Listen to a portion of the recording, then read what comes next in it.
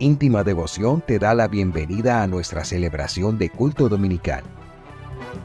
Desde Medellín transmitimos en simultánea con nuestras iglesias en el oriente antioqueño, Turbo, Cereté, Maicao, Colombia y todo el mundo. Somos una iglesia que cree, obedece, vive y proclama los efectos transformadores del Evangelio del Señor Jesús. Nos reunimos para vivir un tiempo de alabanza y adoración, compartir con la iglesia infantil, predicar y difundir la palabra de Dios. Visita nuestro sitio web, descarga nuestra aplicación y síguenos en las redes sociales. Año 2024. Viviendo para Jesús.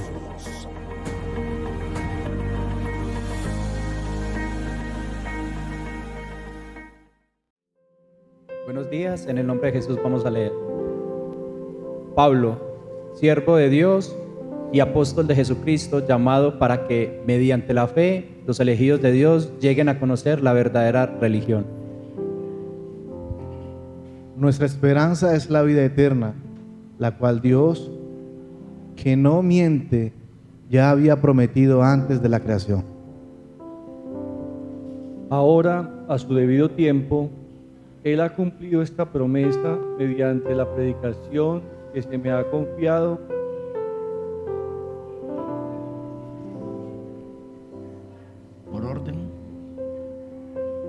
Por orden de Dios, nuestro Salvador. Amén. A Tito, mi verdadero hijo en esta fe que compartimos, que Dios el Padre y Cristo Jesús, nuestro Salvador, te concedan gracia y paz. Amén. Gracias. Te damos gracias, Señor, por tu palabra. Tú nos has llamado por la vida que viene de ti. Tú nos has llamado por tu nombre. Tú nos has llamado por amor de tu nombre, Señor. Gracias por querer hablarnos esta mañana otra vez. Es mi ruego y mi súplica que el corazón de íntima devoción esté dispuesto para recibir tu palabra, para escucharte y para adorarte sirviéndote, guardando tu palabra, Señor. Gracias por nuestro pastor. Gracias por tu Espíritu Santo en medio de nosotros. Gracias por permitirnos invocar el nombre que es sobre todo nombre. Te adoramos, Dios y Padre nuestro, en el nombre precioso de Jesús el Señor y en el poder de tu Espíritu Santo. Amén, amén, Amén y amén. y amén. Gracias, gracias, pastor.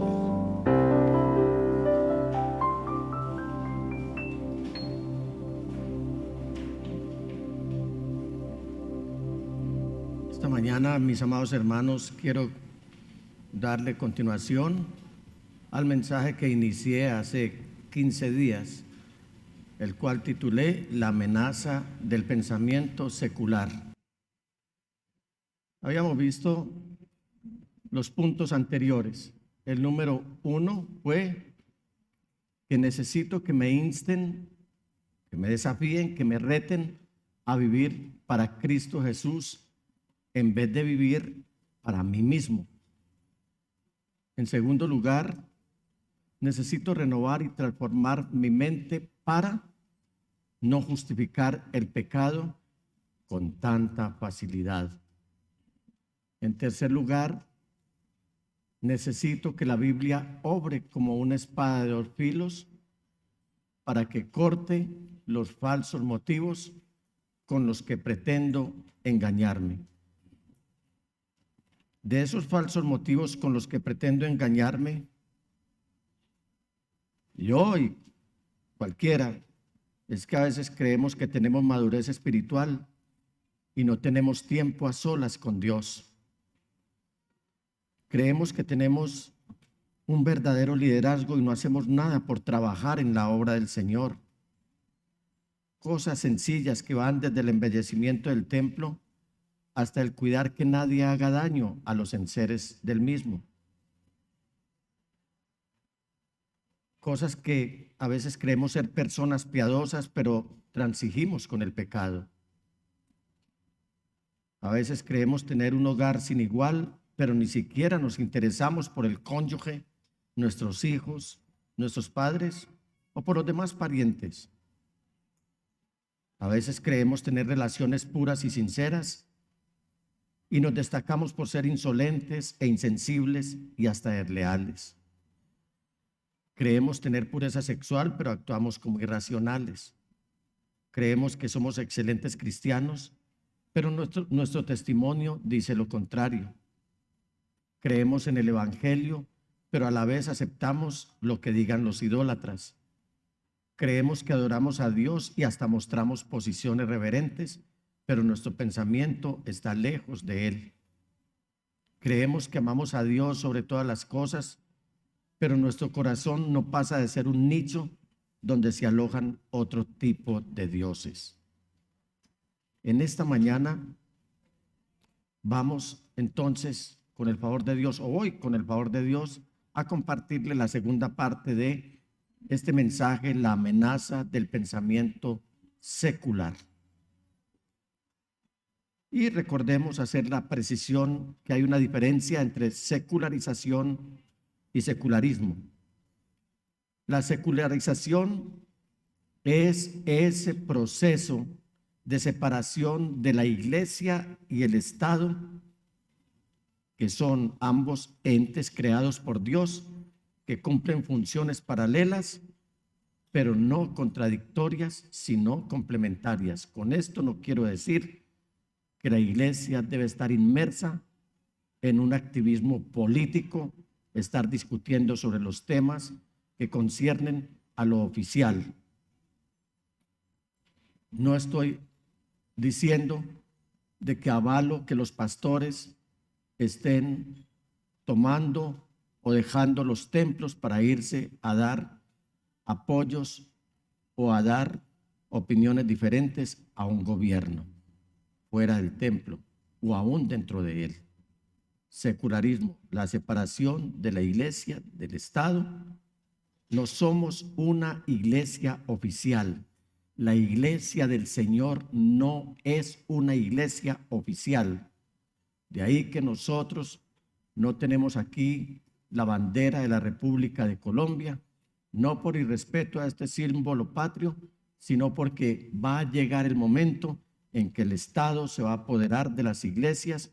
De hecho, ha venido trabajando en eso para que muchos pastores se rindan ante el gobierno, llevados o cautivados por prebendas ofrecidas desde el mismo gobierno, y llegará el momento en el que se obligará a las iglesias a que antes de un culto o en el culto, en vez de cantar las alabanzas al Señor, rindamos honores a la bandera, al escudo, en el caso de Colombia, o que cantemos el himno nacional, que nos deja tantas dudas la composición de ese himno. El reino de Dios no es de este mundo, como su misma palabra lo dice. ¿Quién es el reino de Dios? ¿Quiénes son el reino de Dios? ¿Aló? Diga yo. Diga yo. Por eso el Señor Jesús lo dijo: mi reino no es de este mundo, de este sistema. Y el secularismo, y aquí es donde debemos prestar atención, es ese fenómeno que consiste en la lenta desaparición de lo eclesiástico y de lo espiritual en pro o en aras del pragmatismo, del facilismo y del naturalismo, llevando a muchas personas, a muchos creyentes, a creer que el Señor nos mandó. Si me prestan atención allí, yo les agradezco. Estoy hablando cosas muy importantes, hermanas.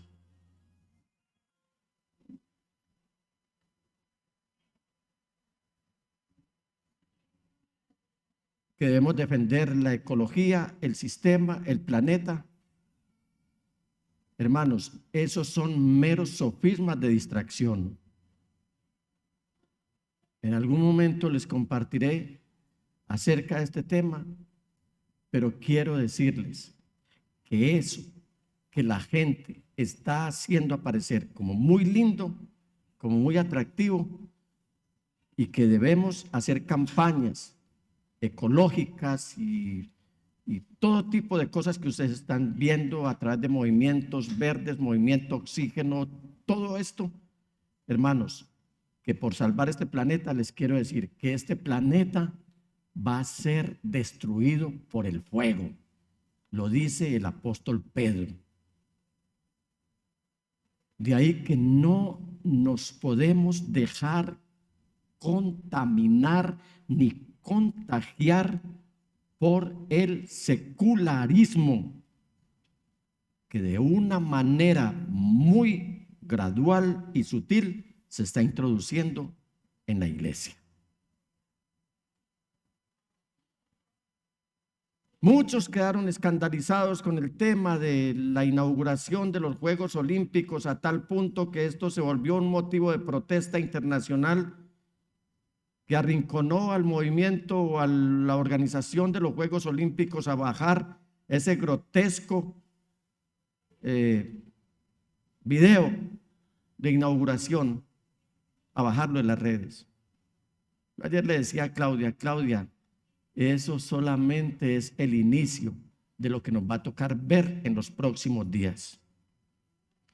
Allí hubo protesta porque todo fue evidente, pero el enemigo ya empezó a trabajar por meterse de una manera muy sutil, casi que desapercibida y casi que imperceptible por la iglesia, para intentar desbaratar la fe de muchos creyentes, porque Él quiere que aún algunos escogidos sean engañados, porque Él es el padre del engaño y de la mentira. Por eso, iglesia, quiero que ustedes caigan en la cuenta de que estamos viviendo días en los que más que nunca tenemos que tomar posiciones y decisiones frente a si realmente hacemos honor a ser hijos de Dios o no, mientras enfrentamos muchas amenazas como el secularismo y todas sus manifestaciones. Llegó el tiempo en que no podemos coquetear más con este mundo que siempre nos ha tenido como ilegales y nos ha tenido como un reino mundanal. Eso es lo que piensa el mundo. En cuarto lugar, para hacer frente a la amenaza contra el secularismo, necesito comunión con los hermanos. Diga, necesito comunión con los hermanos. No sé de cuándo acá se han venido levantando creyentes que dicen que no es necesario congregarse o desdeñan acerca de la importancia de congregarnos.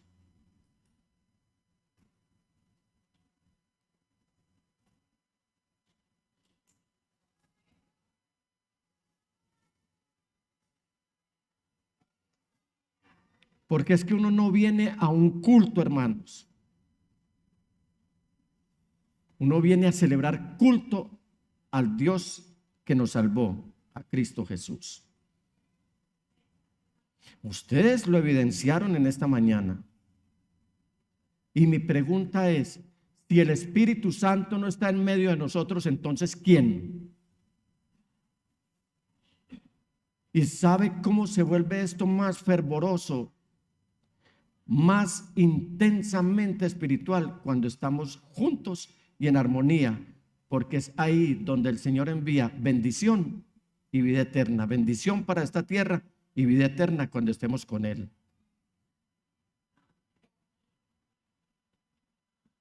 La gente dice, vivamos la vida porque la vida es muy cortica y la muerte es muy larga. Hermanos, La muerte es larga, continua y eterna para los que se van a la eternidad sin Cristo Jesús. Pero para nosotros el vivir es Cristo y el morir es ganancia, no pérdida. Entonces necesitamos comunión con los hermanos. ¿Cuántos aman los hermanos? Hermanos, aquí se enferma un hermano y uno inmediatamente se entristece. Desde muy temprano, el domingo o de tarde en la noche, le escriben los hermanos: pastor, lamento no poder congregarme porque tengo quebrantos de salud. Inmediatamente empieza a invadirlo a uno una tristeza. Señor, que esto no vaya a ser para muerte, sino que sea algo transitorio y pasajero. Miramos la cara de los hermanos.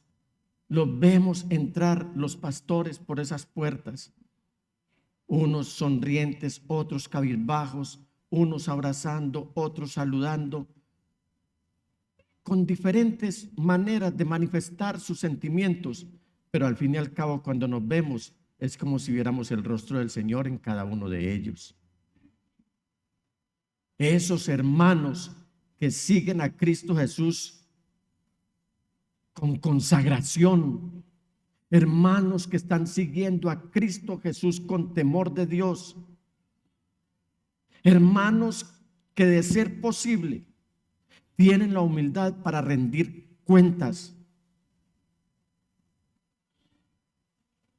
por sus actos, no hermanos ruedas sueltas. En la mañana se me acercan regularmente hermanos y hermanas allí al lugar donde suelo hacerlo, después de que he ministrado a la entrada muy temprano, y vengo y ministro aquí a los hermanos de comunicaciones,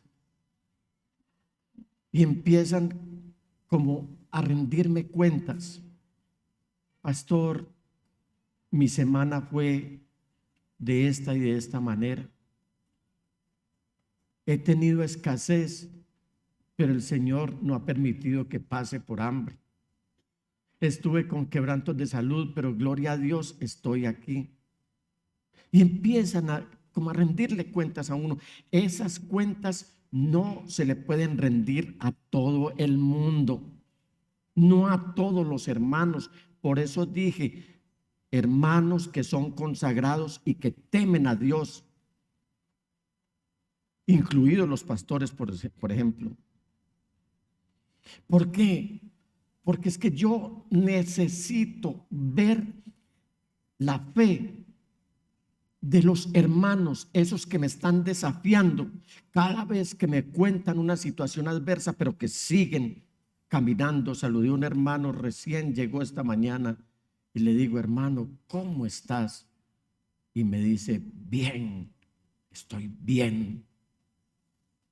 A otros los estoy saludando más tarde y me dicen: pastor, satisfechos en Cristo, cuando uno sabe que la semana no fue la mejor.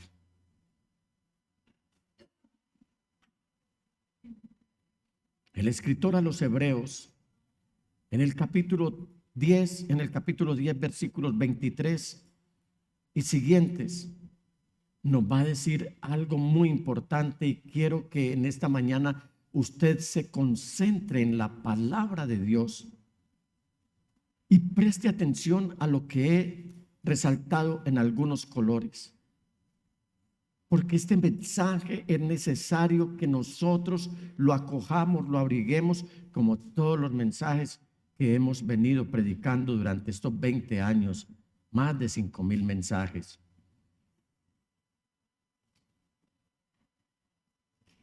Y mi pregunta es: hermanos, ahora entro yo a lo que los hermanos me cuentan o me comentan antes del culto.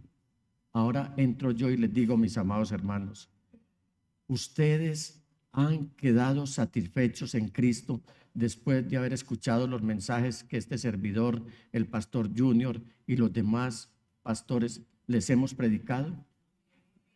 ¿Aló? ¿Han sido alimentados? ¿Han sido fortalecidos en la fe? ¿Cuántos se han sentido mal por un mensaje que este servidor les haya predicado? Gracias, hermano Omar, porque así me lo ha manifestado. La hermana Liliana también se ha ido enojada con los mensajes que yo he predicado. Y esto es uno, autoevaluarse y permitir que la iglesia también lo sepa. ¿Pero les ha servido ese mensaje para algo, mis amados hermanos? Claro que sí. Porque el día que yo predique mi palabra, mi ego seguiría abajo y este ídolo de barro se destruiría.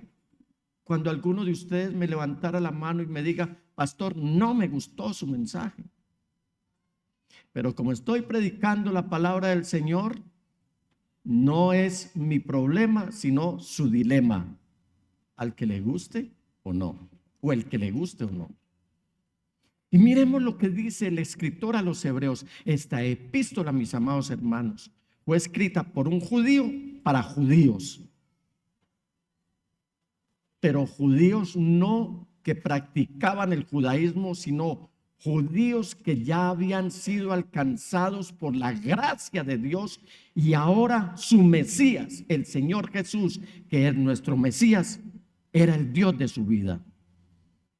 Por lo tanto, empezaron a pagar un precio costosísimo por seguir la fe en Cristo Jesús, por haber abandonado las tradiciones, las interpretaciones, por haberle dado la espalda a los intérpretes de la ley, legalistas, religiosos y muchos paganos. Y ahora habían entregado sus vidas a costa de lo que fuera a Cristo Jesús. Y el escritor les dice, mantengamos firme la esperanza que profesamos, porque fiel es el que hizo la promesa. ¿Sabe por qué nosotros debemos tener nuestra esperanza firme? Porque quien prometió es fiel. Cuando a uno le promete un ser humano algo, uno queda como con esa insipidez de que puede suceder algo, que después de haberle prometido algo le quede mal, o simplemente se murió y uno se quedó con las ganas de la promesa. Hermanos, si usted ha oído en su vida cristiana alguna vez una promesa de Dios, créala que le llegará, porque quien lo ha dicho es fiel y él nunca falla. Pero también está diciendo el escritor a los hebreos, versículo 24, preocupémonos. Y esta preocupación no es para que nos haga sangrar el colon, ni nos haga sangrar el corazón, sino una preocupación de responsabilidad. Preocupémonos los unos por los otros. A fin, ¿cuál es el fin de que nos debemos preocupar los unos por los otros? Estimularnos o animarnos o impulsarnos al amor y a nuestro buen proceder, a nuestras buenas obras. Versículo 25. Esto lo está escribiendo, repito, el escritor lo está diciendo un judío, un hebreo, a los hebreos que se habían convertido a Cristo Jesús. Y cuando él les está diciendo, no dejemos, se incluye él, de congregarnos, piensen ustedes la situación que aquellos hermanos estaban enfrentando en un mundo donde el imperio romano los perseguía y los buscaba como aguja en un pajar para matarlos, para desterrarlos, para desposeerlos. Sin embargo, el escritor les dice la importancia que es congregarnos. Usted tiene la facilidad del metro, usted tiene la facilidad de un taxi, usted tiene la facilidad de un bus, usted tiene la facilidad y la bendición de tener un vehículo, sea motocicleta, bicicleta o automóvil, para llegar hasta el templo.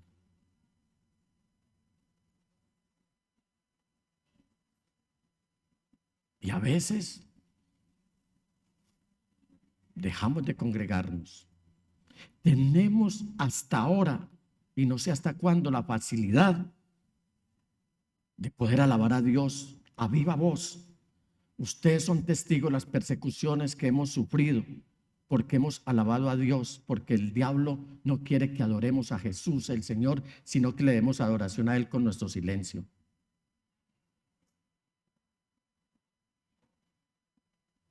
Piensen en los hermanos nuestros que no tenían aire acondicionado, no tenían una silla, no había un altar, no había una orquesta, no había micrófonos.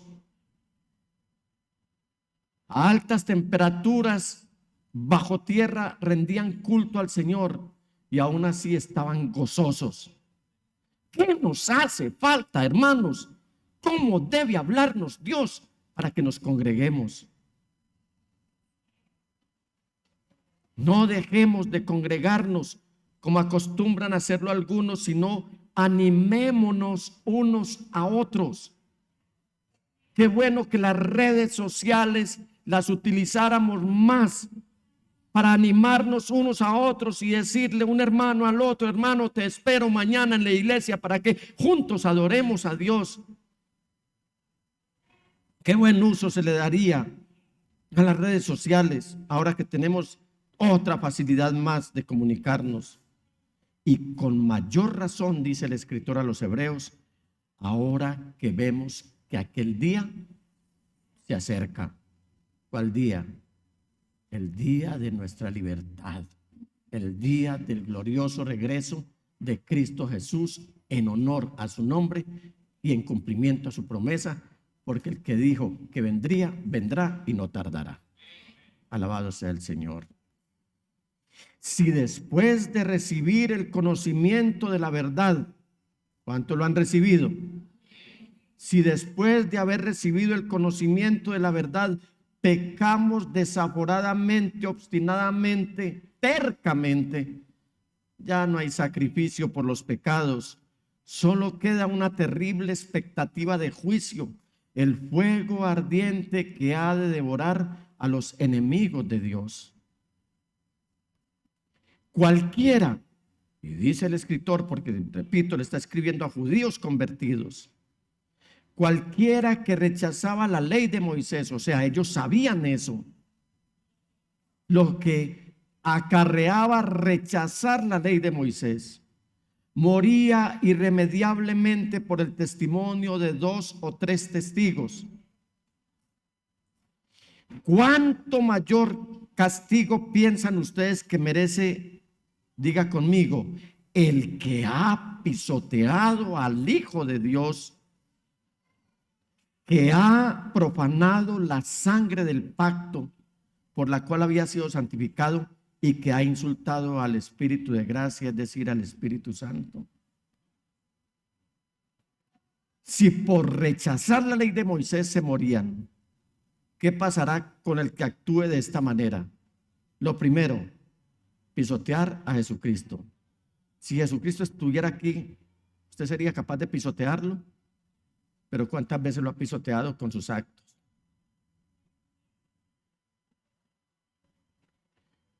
¿Cuántos han profanado la sangre del pacto que descansó en el altar de la cruz para dejarnos el camino expedito y reconciliarnos con nuestro Dios?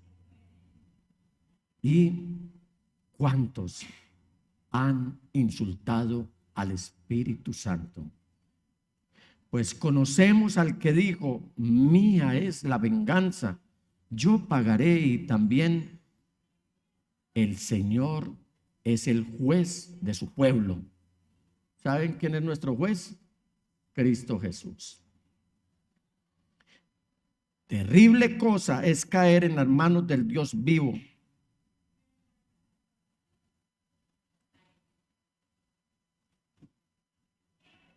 ¿Usted ha pensado verse en las manos del Dios vivo?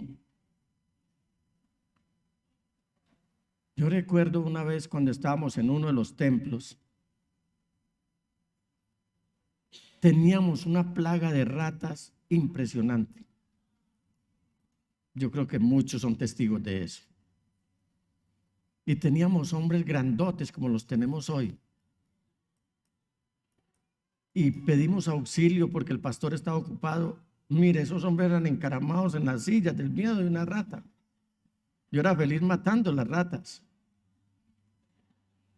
y pusimos un pegamento para ver si las ratas caían en el primer piso, se quedaban pegadas allí. Y de un momento para otro sentí un chapaleo y le dije yo a Marlene, cayó una rata. Y fui y era una tortolita. Me acerqué, sáquela de ahí, por favor. Y la tórtola, como si me hablara, sáqueme de aquí. Empecé dizque a echarle agua y antes se hizo más fuerte el pegamento.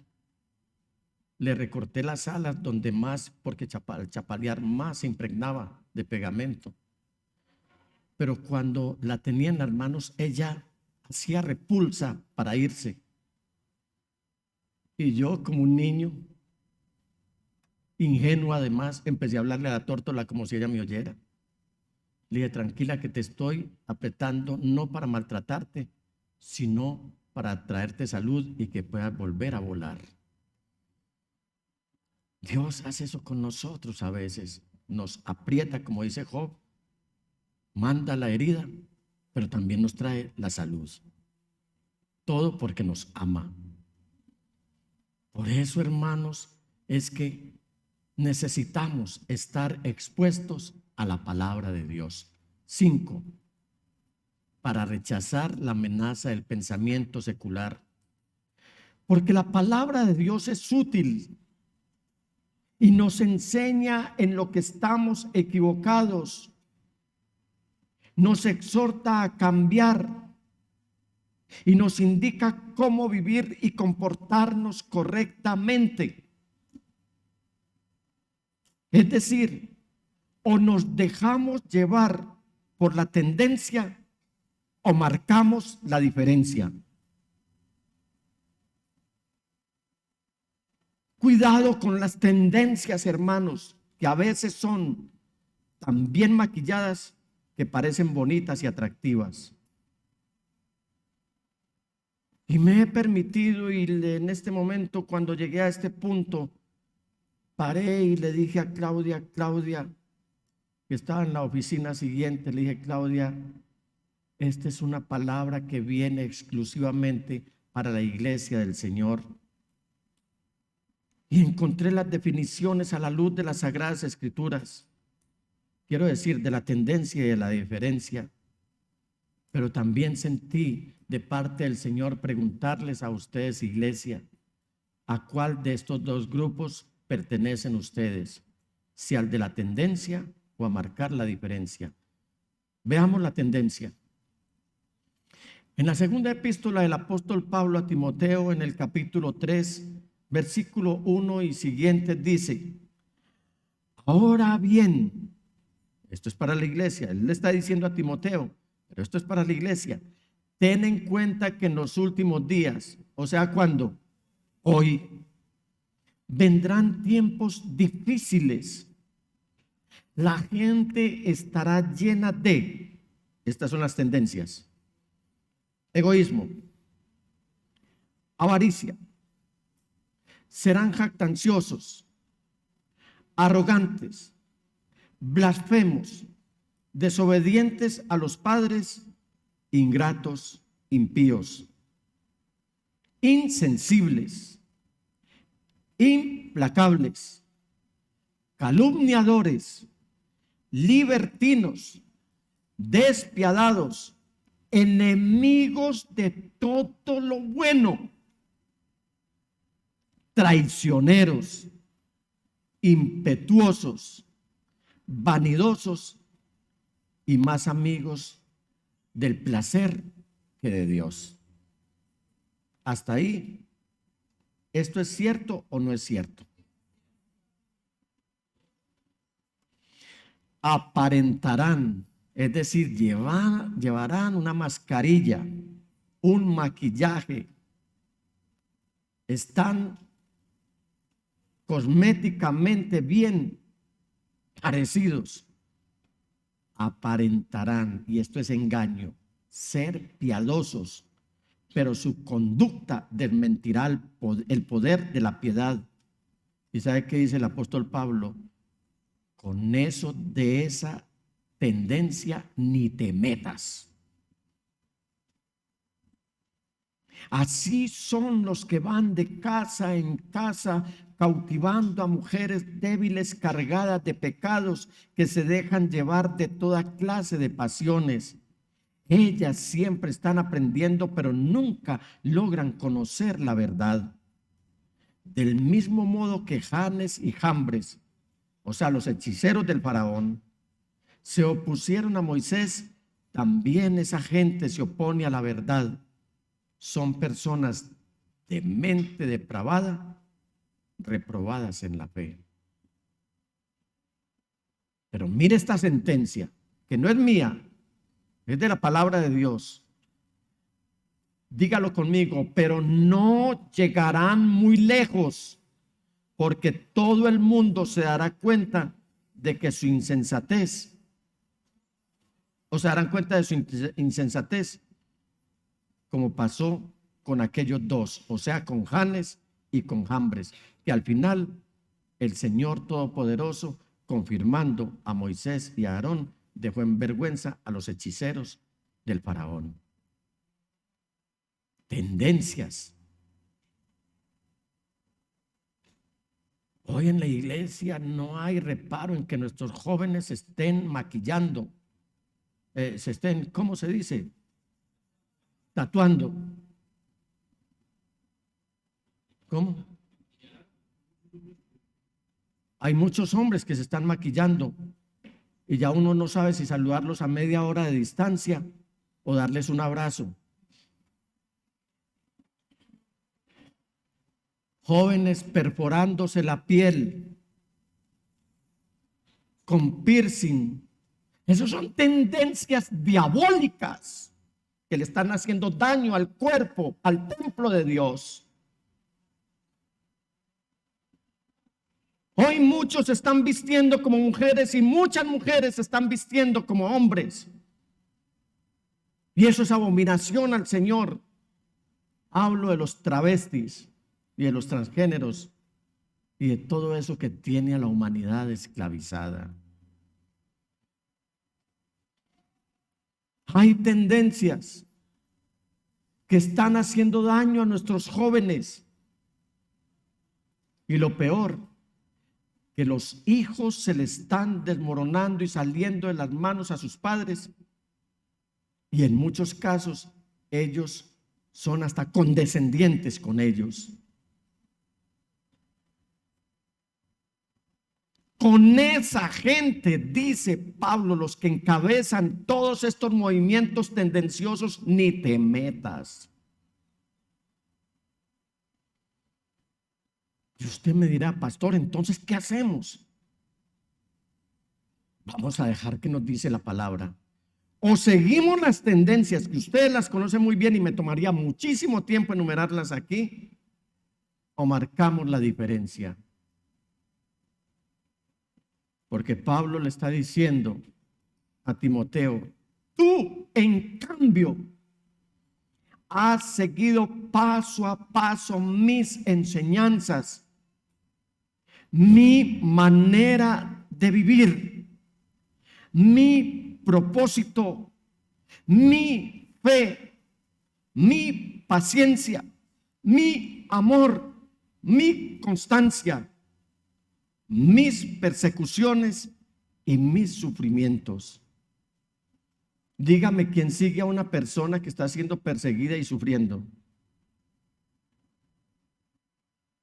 ¿Acaso el egoísmo no lleva a la humanidad a estar al lado del que está mejor?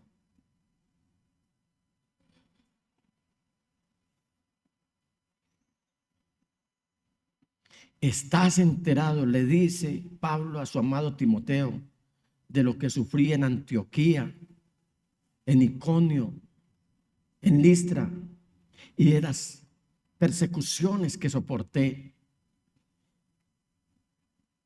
Y esto debería merecer un aplauso al Señor.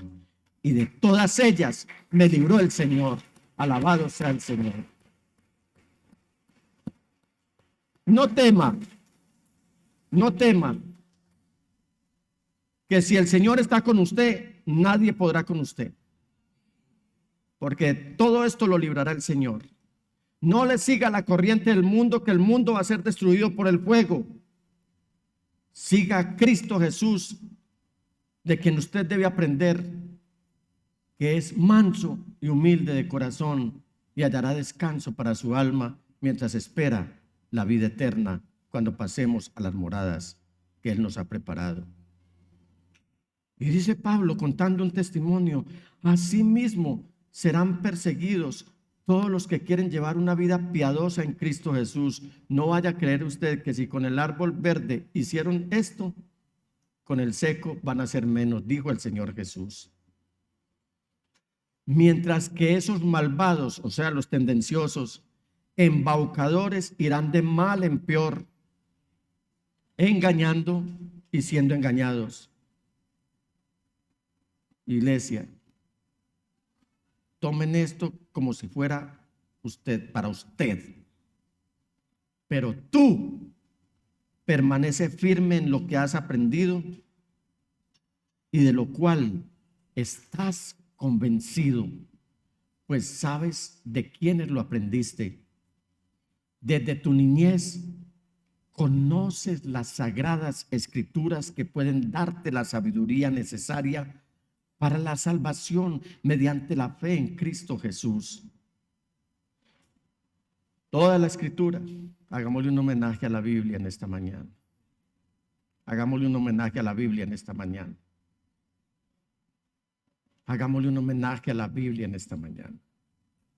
Y dice Pablo, toda la escritura, no parte, sino toda la escritura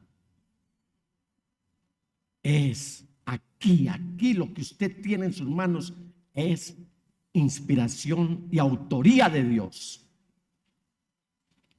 No le dé pena cargar la Biblia, porque al que le da pena cargar la Biblia, le da pena entonces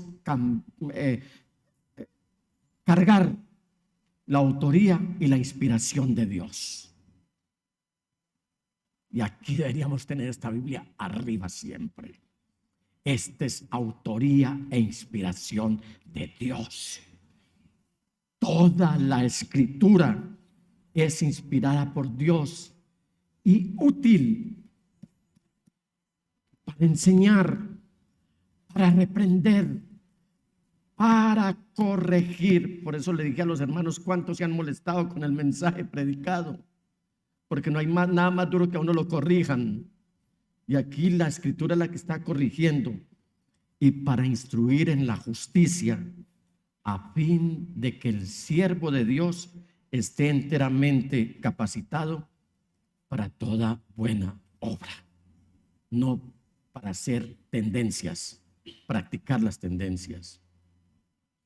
Por eso necesitamos que Cristo Jesús redefina nuestras vidas. Hoy es urgente que Cristo Jesús venga, que le demos la libertad a Cristo Jesús para que redefina nuestras vidas. Y aquí les invito, hermanos, a que ustedes vayan a casa. Hoy no, para sí se nos iría mucho tiempo, pero para que lean en su Biblia la epístola que el apóstol Pablo le escribió a Timoteo. Allí, por inspiración del Espíritu Santo, usted va a encontrar por lo menos 25 oraciones, de pronto menos, 25 oraciones que se meten en cada área de nuestras vidas para poder redefinirla y realmente sintamos que hemos nacido de nuevo.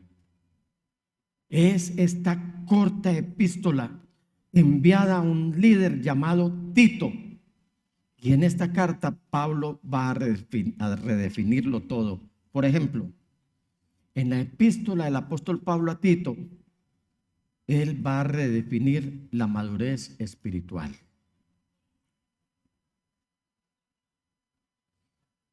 Pablo va a redefinir si usted es un verdadero líder o no. Pablo va a redefinir lo que significa ser una persona piadosa, no que aparente ser piadosa. Pablo va a redefinir el hogar. ¿Cómo está tu hogar hoy? Pablo va a redefinir las relaciones puras. Pablo va a redefinir la pureza sexual. Pablo va a redefinir el testimonio, cómo debe ser el testimonio de un cristiano verdadero. Pablo va a redefinir lo que es el Evangelio de Dios. Y todos, iglesia, necesitamos escuchar esto, lo que Pablo está escribiéndole a Tito. Necesitamos tener muy claras estas cosas, y para lograrlo debemos estudiar diariamente, ordenadamente, fervientemente, alegremente las Sagradas Escrituras, y además disponer nuestro corazón para no solo escuchar, sino para obedecer, para practicar, para enseñar a cuantos más podamos a que hagan lo mismo y alcancen salvación en Cristo Jesús. La epístola de Tito es una carta, entre otras cosas, que un esclavo, porque Pablo se definió como esclavo de Cristo, un esclavo que le está escribiendo a otro esclavo. Un esclavo con mucha experiencia, que tenía las marcas de Cristo en su cuerpo. Un hombre que había recibido persecuciones, había pasado por escasez, había sabido manejar la abundancia, fue traicionado por los de su propio pueblo.